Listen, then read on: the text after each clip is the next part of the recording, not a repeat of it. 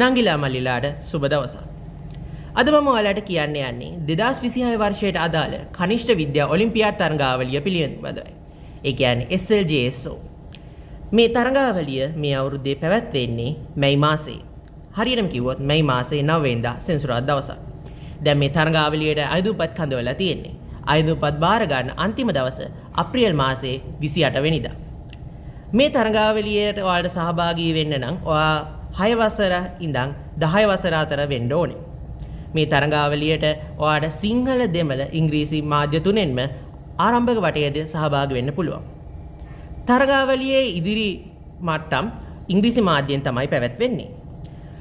තරඟාවලියේ සුදුසුකම් ලබා ගන්න නංගිලා මල්ලිලා 6 දෙනෙක්ට අවස්ථාව ලැබෙනවා ශ්‍රී ලංකාව නියෝජනය කරලා අන්තර්ජාතික මට්ටමේ තරඟයට සහභාගී වෙන්න.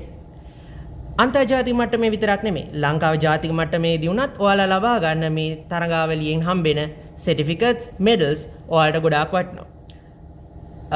merit certificates ඒ වගේම bronze silver gold විදිහට ඔයාලට medals ලබා ගන්න පුළුවන්.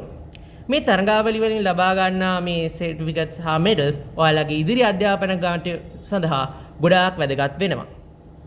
දැන් මේ තරඟාවලියට ඔයාලා අයදුම්පත් දැම්මට පස්සේ මේකට ඔයාලා පාඩම් කරන්න ඕනේ. ඒකට උපකාර වෙන්න වීඩියෝ කිහිපයක් මම ඉදිරි දවස්වලදී අප්ලෝඩ් කරන්න බලාපොරොත්තු වෙනවා. මේ තරඟාවලිය පිළිබඳ වැඩි විස්තර සහ අයදුම්පත් ඔයාලට හොයාගන්න පුළුවන් slJSO.lk වෙබ්සයිට් එකේ. ඒ වෙබ්සයිට් එක මම වීඩියෝ එකේ ඩිස්ක්‍රිප්ෂන් එකේ ලියලා තියන්නම්. මේ වීඩියෝ මම මෙතනින් අවසන් කරනවා. අපි ඊළඟ වීඩියෝ සීරීස් එකත් එක්ක හමු වෙමු. SLJSO එකේ papers discussion එක.